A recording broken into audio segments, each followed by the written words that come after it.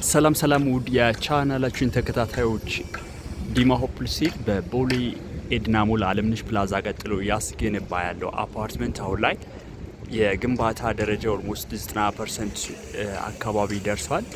የፓርቲሽንና የጂፕሰም ስራ ጨርሰናል። ኦልሬዲ የመኖሪያ ቤት አፓርትመንቶቹ ጋር የንግድ ሱቆቹ ጋር ደግሞ አሁን የግላስ ኢንስታሌሽን ስራ እየሰራን ነው የምንገኘው። ከሶስት ወር በኋላ የምናስረክባቸው የንግድ ሱቆቹን አሁንም ከ20 ካሬ ጀምራችሁ እስከምትፈልጉት የካሬ አማራጭ በቦሌ ኤድና ሞል አለምነሽ ፕላዛ ቀጥሎ ዛሬውኑ መግዛት ትችላላችሁ ማለት ነው። ታዲያ እነዚህ የንግድ ሱቆች ከግራውንድ እስከ 6ኛ ድረስ ለተለያየ ፐርፐዝ የሚሆኑ የንግድ ሱቆችን በቦሌ ኤድና ሞል አደይ አበባ ስቴዲየም አቅራቢያ ወይም ደግሞ ቦሌ ኤድና ሞል ራሱ ጋር ማለት ነው ከ20 ካሬ ጀምረን ነው እየሸጥን የምንገኘው። በ30% ቅድመ ክፍያና በ25% ቅድመ ክፍያ በቦሌ ኤድና ሞል የንግድ ሱቅ እየሸጥን ነው የምንገኘው። ታዲያ ስለ እነዚህ የንግድ ሱቆችና መኖሪያ ቤት አፓርትመንቶቹ ስትፈልጉ መረጃ ስትፈልጉ እታች በማስቀምጥላችሁ ስልክ ኮንታክት ብታደርጉኝ ሙሉ መረጃ ፎርዋርድ አደርግላችኋለሁ ማለት ነው። እኔ ካሳሁን እባላለሁ። የዲማ ሆፕ ስቴት የሽያጭ አማካሪ ነኝ። እንግዲህ ዲማ ሆፕ ስቴት የቦሌ መድኃኔዓለም ሳይት በቦሌ አትላስ በሾላ በ22 ሲግናል በቦሌ 24 እንደዚሁ አዳዲስ ሳይቶቹን በሽያጭ ላይ ነው የሚገኘው። አሁን የቦሌ አትላሱ በሙሉ ግንባታ ወይም ደግሞ በፉሊ ፊኒሽድ የግንባታ አማራጭ በ15% ቅድመ ክፍያ እየሸጥን ነው የምንገኘው። ታዲያ ቦሌ አትላስ የተረጋጋ ህይወት የሚኖሩበት ወይም ደግሞ ዲፕሎማቶች የሚኖሩበት ሰፈር ነው። የንግድ ሱቅ የለውም፣ መኖሪያ ቤት ብቻ ነው እዛ እየሸጥን ያለ ነው።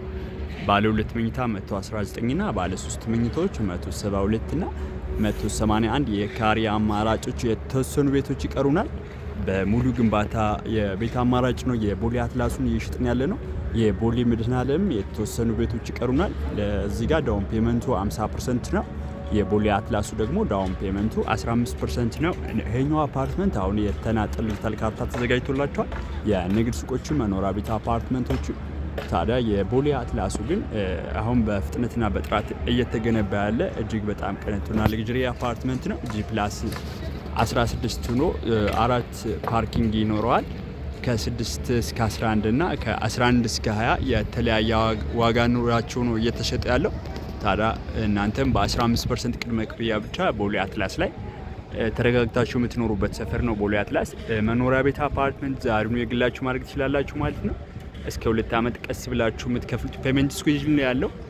እዚህ ጋር ደግሞ 50% ከፍላችሁ የቦሌ መድኃኔዓለም ጋር 50% ከፍላችሁ 50%ን እስከ 1 ዓመት ማጠናቀቅ ይጠበቅባችኋል ማለት ነው። የቦሌ መድኃኔዓለም ሳይታችን ቦሌ ሃይስኩል ፊት ለፊት ወይም ደግሞ ቦሌ ኤድና ሞል አለምነሽ ፕላዛ ቀጥሎ ነው የሚገኘው።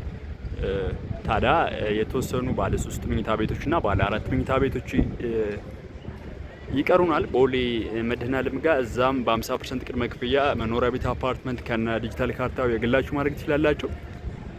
ስለ እነዚህ ሁሉ ወይም ደግሞ ስለ ዲማ ሆፕ ስቴት የንግድ ሱቅና መኖሪያ ቤት አፓርትመንቶች መረጃ ስትፈልጉ እታች በማስቀምጥላችሁ ስልክ ኮንታክት አድርጉኝ። በሌላ ቪዲዮ እስክንገናኝ ሰላም ቆዩ።